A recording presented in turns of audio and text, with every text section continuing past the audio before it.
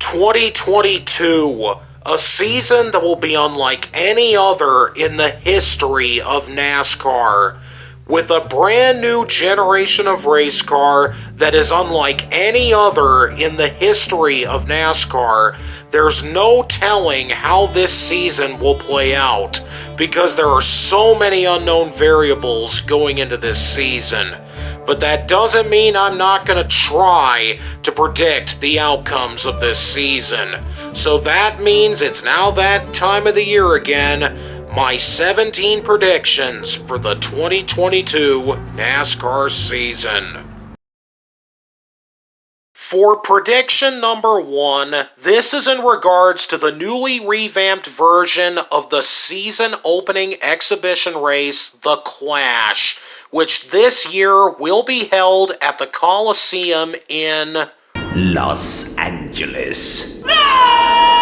Now, I personally think that this is a very ambitious concept. For the first time, NASCAR is going to be holding the Clash at a track outside of Daytona. And what's more interesting is that for the first time, the Cup Series is going to be racing on a track shorter than half a mile since 1971, when the Cup Series last raced at Bowman Gray Stadium. So this is basically another concept that has been resurrected from the pre-modern era of NASCAR, just like the Bristol Dirt Race last year. And as for this event itself, I really only have one major prediction in regards to this event, and that it's that there will be less than 5 lead changes throughout the entire duration of the main event. And I say that because trying to make a pass on a quarter-mile track is not exactly the easiest thing to do.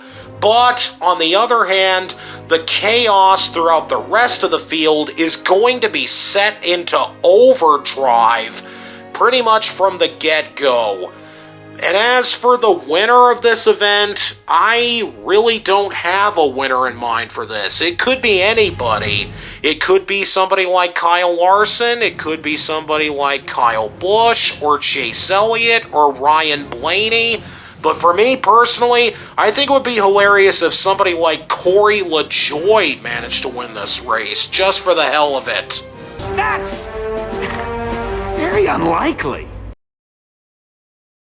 Okay, so now it's time for my Daytona season opener prediction.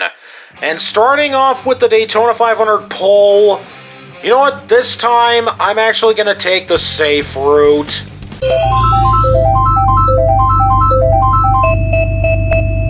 Okay, so Chase Elliott will be the pole winner for the Daytona 500. Now, as for the Daytona truck race, this one was pretty obvious. I'm going with Jordan Anderson. After finishing second in the last 2 races, I'd say third time's the charm, and he gets the win. Now, as for the Xfinity opener, I've decided to go with Austin Hill to win that race. And as for the Daytona 500, my pick is Brad Keselowski. Now, before you go saying anything else, I will have you know that Keselowski was my pick to win this year's 500 ever since last year's 500 ended. So, I obviously am just going to leave it at that for now, because there's more on him in the next prediction. For prediction number 3, this is, of course, my biased prediction. And this time, the prediction is not just about Chris Buescher, but it's also about his new teammate and boss, Brad Keselowski, in the newly renamed RFK Racing. Or as I'm going to call it, Robert F. Kennedy Racing. I don't get it. Now, I personally am really interested to see how this team will perform now that Keselowski is with the team. And my prediction is in regards to how both Keselowski and Buescher will do this year. Now, starting with Brad Keselowski, obviously I mentioned that he would win the Daytona 500, and that would certainly be a great way to start off his new venture as a team owner, but I also have a few other predictions in mind. That he will do moderately well in his first season with RFK Racing, but he will also get his first win on a road course in 2022. It's hard to believe that Keselowski has been in the sport for this long and has never won on a road course at the top division. And now for Chris Buescher. This one I decided to be a little bit more level-headed with, but my prediction for Chris Buescher is that he will get 3 top 5s and at least 1 win. Just one. One. From a prediction about one team to another, my fourth prediction is about 2311 Racing. Catch! Now this year, 2311 Racing will have 2 cars on their team. And alongside Bubba Wallace, they now have a newcomer in Kurt Busch in the number 45. And as far as my prediction for 2311 Racing goes, for Bubba Wallace, I predict that he will get his first full-length race win and make it into the playoffs. And as for Kurt Busch, I predict that he will also make the playoffs, but he will also get a minimum of 2 wins for his first multi-win season since 2015. And I also feel like I should also mention the fact that as of this year, with Ryan Newman not currently slated to be in the Cup Series, that means that Kurt Busch and Kevin Harvick will be the last 2 active drivers who made their debut in the Winston era of the NASCAR Cup Series. Okay, boomer. And now it's time for the first-time winners, starting off with the Cup Series. Now, for this list, I'm going to start by listing the top 4 candidates right off the bat, and that being Tyler Reddick, Ross Chastain, Chase Briscoe, and Daniel Suarez. And if Suarez does manage to win a race, he will become only the 5th international winner in the entire history of the Cup Series. Now, as for potential candidates, I have the 2 rookies, Austin Cindric and Harrison Burton. Now, granted, this probably isn't very likely because we all know the trend with rookies in the Cup Series, but maybe Cindric and Burton could change that. Plus, the Wood brothers are getting really impatient waiting on their 100th win, but that's unrelated. And as for wildcard candidates, I have 2 of them in mind. One of them being Ty Dillon, and I think it would be interesting to see if he could pull off a win, and not only that, but also win in a revived version of the Petty Enterprises number 42. And the other candidate I have is Daniel Hemrick. That's right, Daniel Hemrick is going to be returning to the Cup Series only on a part-time schedule for Kaulig, but I think that now that he got his first win in the Xfinity Series last year, I'd say he one-ups that and gets his first Cup Series win as well. Also, another bonus to this is that there are currently 2 first-time winners remaining until we have 200 different winners in the NASCAR Cup Series. So who will the lucky 2 drivers be that get those wins? And now, the Xfinity Series first-time winners. Now, I'm going to start off by listing the 2 new drivers at RCR, and that being Sheldon Creed and Austin Hill. The next driver I have is Sam Mayer. Oh,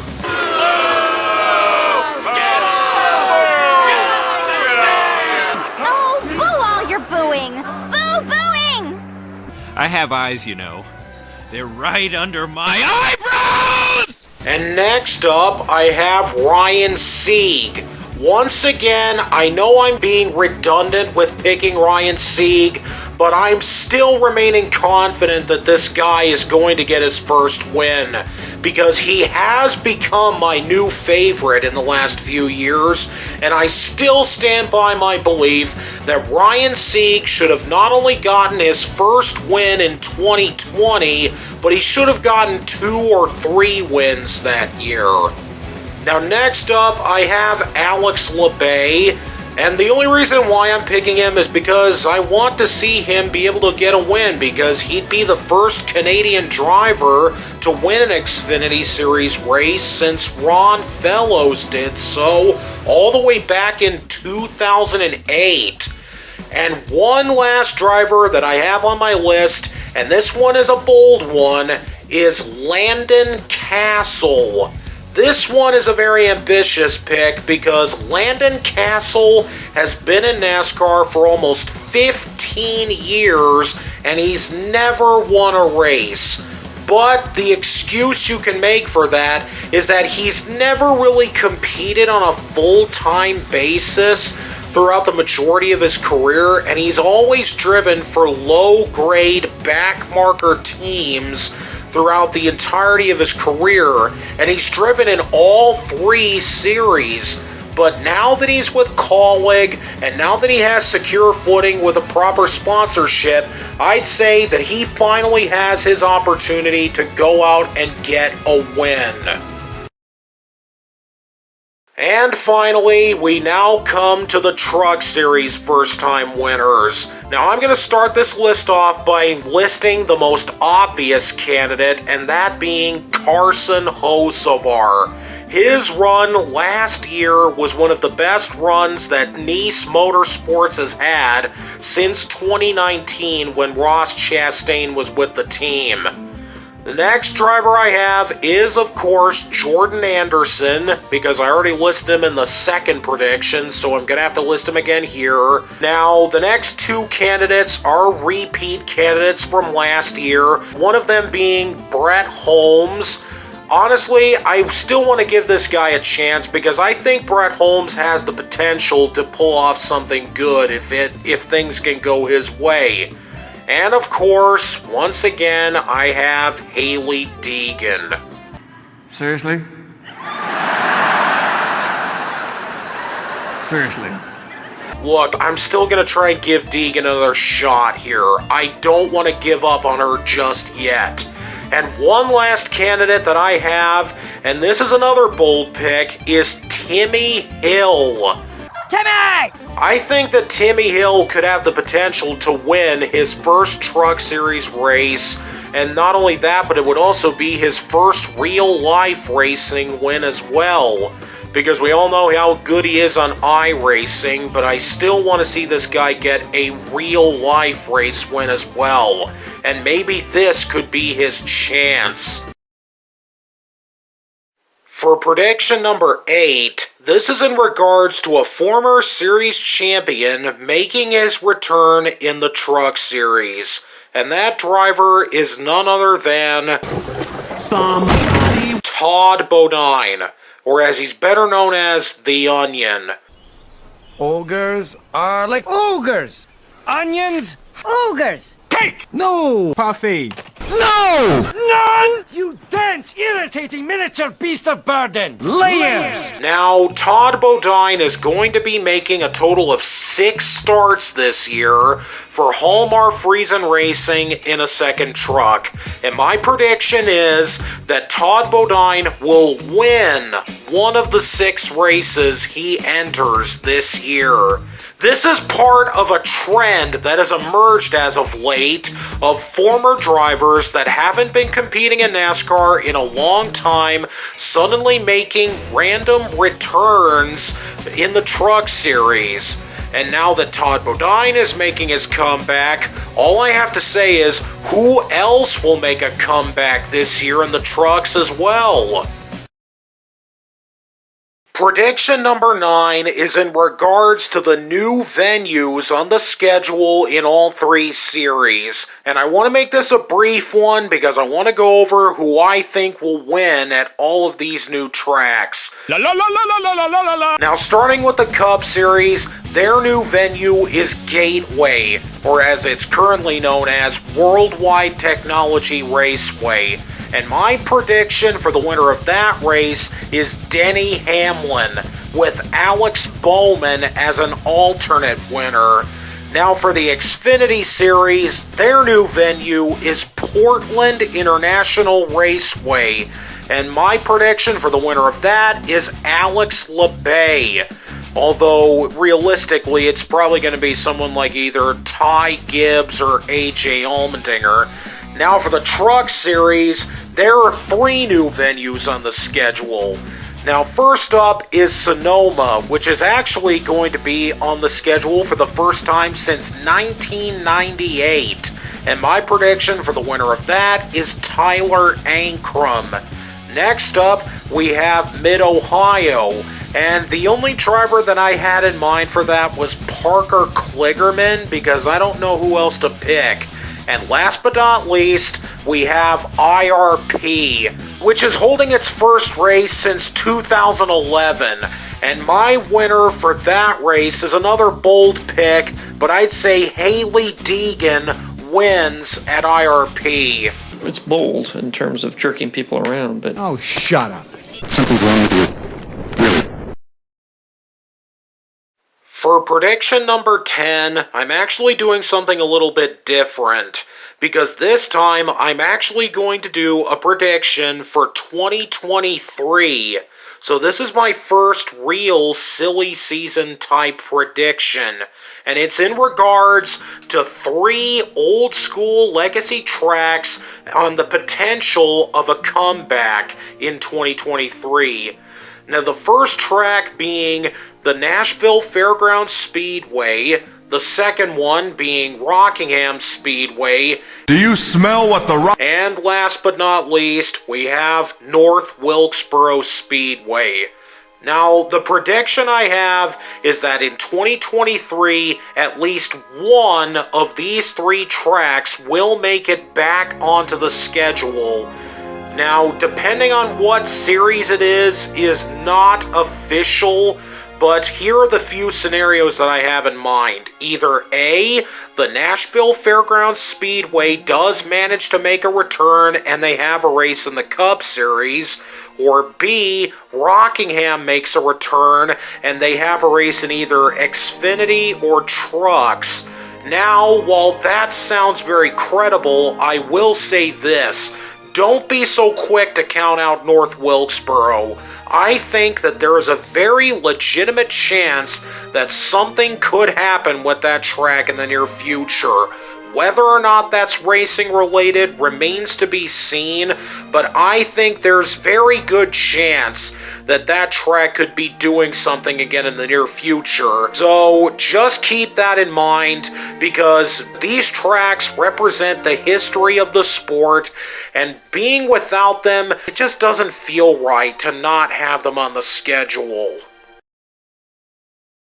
Now for this prediction, I need to get serious, because for this prediction, I'm vouching on the behalf of a racer that I've gotten to know who's trying to get himself off the ground, and that being Michael Klein.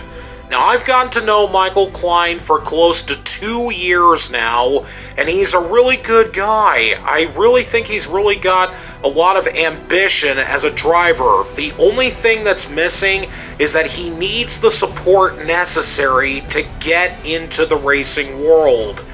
Now, the prediction I have is really basic, is that Michael Klein will make either his debut in the ARCA series, or if I want to stretch it, he may make a start in the Truck Series. But then again, that's a bit of a stretch, because like the saying goes, in order to run, you have to walk. But at the same time, I still want to take the time to vouch on the behalf of Michael Klein, because he is one of many examples of young aspiring racers who are trying to get their careers started but are constantly being squandered by missteps and unfortunate circumstances that are either out of their control or leave them at a marked disadvantage. There are so many cases like this to name, but I want to go with Michael's example because his stands out to me in a way to where I want this guy to feel like he has to have a chance. And if you feel the same way, I want you to support this as well.